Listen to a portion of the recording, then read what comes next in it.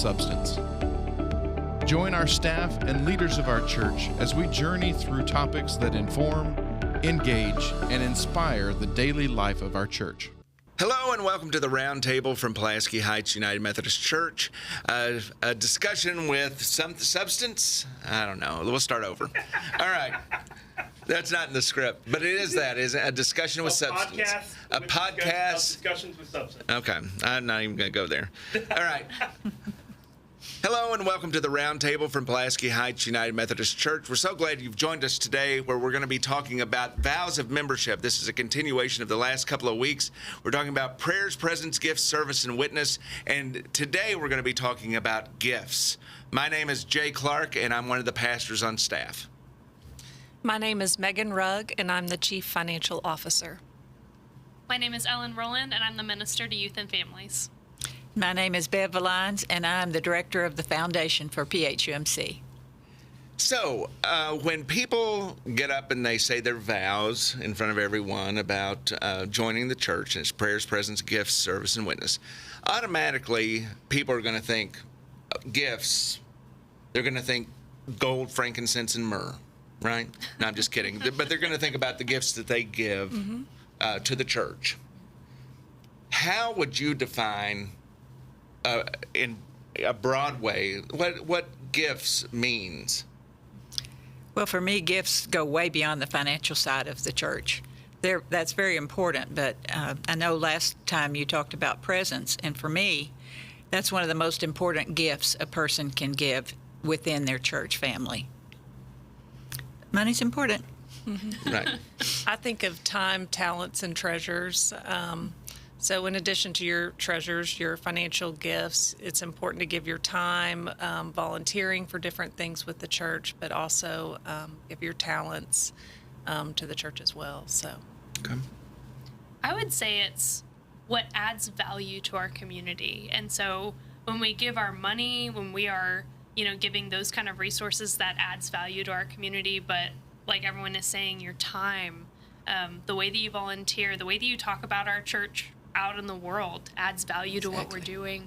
And that even comes with who you are. So the parts of your personality that you are using for the kingdom of God, that is another point of value that you bring to being a member here. Think of some examples, some practical examples. Like if someone said, what can I bring? What can I bring to the table? And we've already talked about that money is one of those. I mean, the church doesn't run without financial help from the congregation. But what are some other examples of what we have currently going on in the life of the church that people could get involved in? Because Dr. Robbins has talked a lot, post-COVID, about how we get back to community again, encouraging people to come back. And so there are lots of places where people could use their gifts, and they may not know about it. Even if it's in the e-news on that they get once a week, or the tower, or even the back of the bulletin, they just don't realize it. What are some gifts that you can think of that might spark some people's interest? I automatically think of, diaper bank and food pantry. Absolutely. They do that once a month, but they're preparing for that once a month throughout the whole month, and those are two very important missions of the church. One thing I think of is the children's ministry and their need for Sunday school teachers for the kids on Sunday mornings, or volunteers for the vacation Bible camp. Things like that. I know Pam is always asking for volunteers because she can't put on big events like the Easter egg hunt without that. Yeah, and I think sometimes we think of, we're giving our time as something that is like hard manual labor or work. We associate service with like very specific and maybe like difficult or like very sacrificial ways of giving your time. And I encourage folks to always think about what you're passionate about. Feeding 130 youth is a spiritual gift. And we have plenty of folks that is that is what they're passionate about, and they're willing to come up here and cook burgers, or they're willing to pick up the pizza.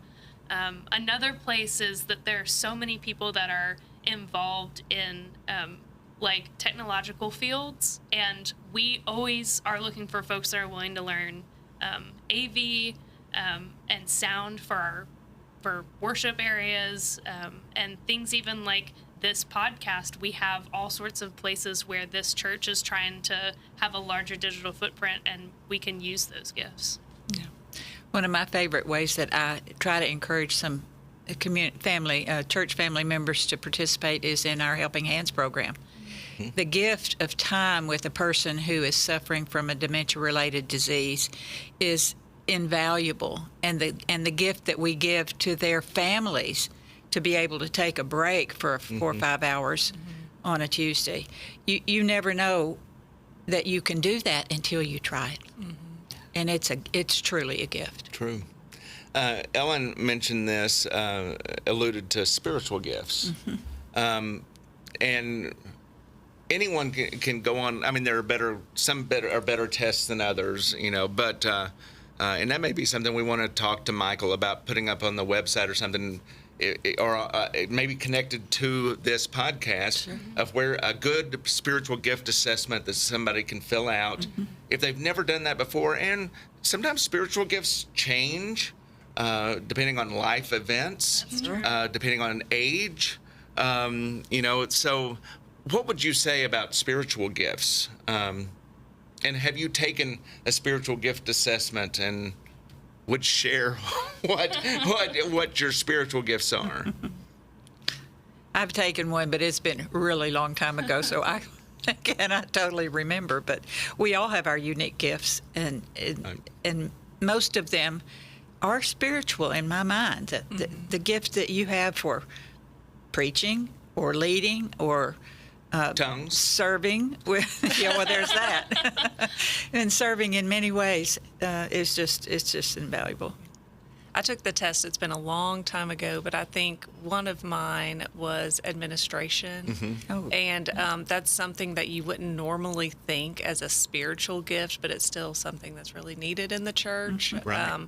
So even something that may not see, you're not out there preaching or evangelizing to the masses, you're still serving your church and your God in that way. Yeah, amen. Yeah, youth sometimes, especially when we're doing Bible study over spiritual gifts and some of the things that Paul talks about, I think we start to notice that spiritual gifts are not always recognized as gifts by our greater society. Like, even when I think about our teens at our church, a lot of them are facing situations where they're like, well, I'm not good at math. And so I've even heard kids say, I'm not good at math, or I'm not good at science, so I'm not smart.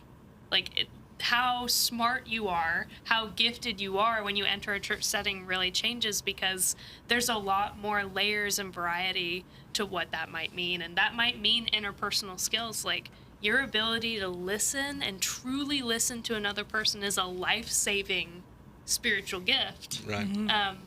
But we can't quantify that on a test. And so we get fooled into believing that isn't a gift. And I think that sometimes our spiritual gifts work, by themselves within us. And we know that we're good at these things.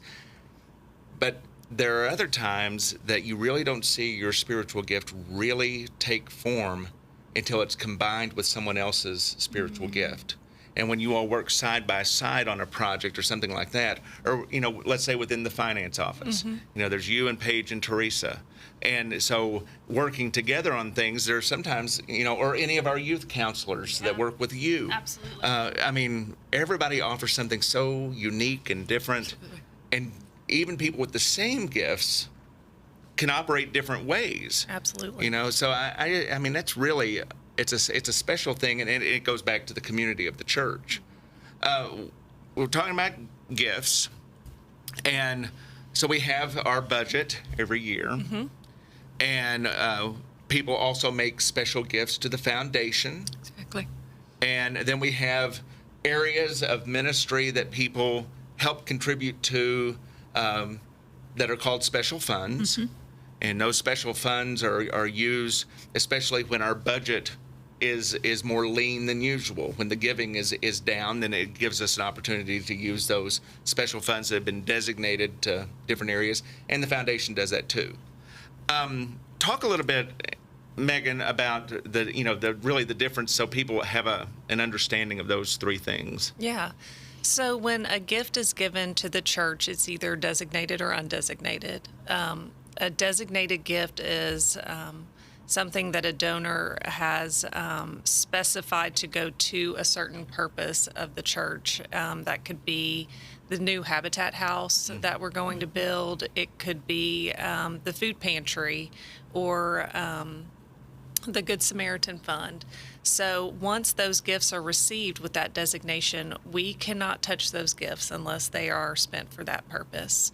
Undesignated gifts go to the operating budget, which helps,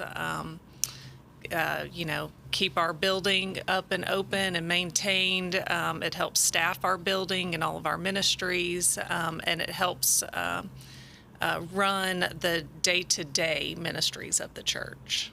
So those are the two gifts to Pulaski Heights. The foundation is a separate entity, and it's created to support the church.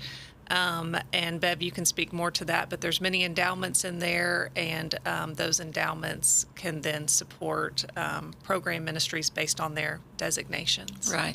Right. The gifts to the foundation, to the endowments themselves, are never touched. It's the earnings that we gain from our investments through the Methodist Foundation for Arkansas that provide us with funds for ministry now. We have restricted gifts as well in the foundation, and those are special use for children's ministry or youth or adult studies and the like, the building, the facilities maintenance, and so on and so forth. The same is true on the undesignated side of the foundation. We have general endowment and many named endowments that do not have a restricted purpose. But the earnings for those also help us run the foundation, provide gifts to the church as part of the operating pledge to the church, and discretionary grants that provide monies for program staff to have special opportunities that might not be funded under a special gift. We get most of our funds from memorials, honoraria, estate gifts. There are lots of ways to make a gift to the foundation. Mm-hmm. Okay, so anything else that you'd like to add about gifts to the church other than give? I'd like to add something. Yes, Megan.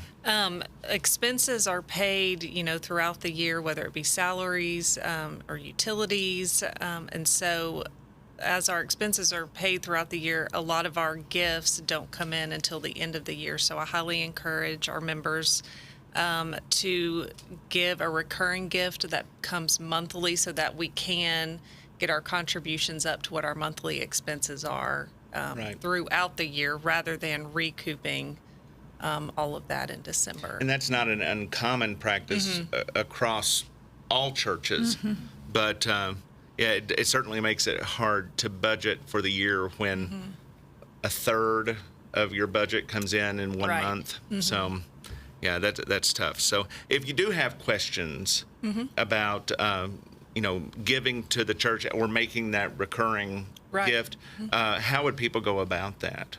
You can call the church and ask for me, or send me an email at mrugg@phumc.com, and I will take care of it. And if people would like to find out more about how to be part of the foundation work and giving to the foundation, then how would they do that?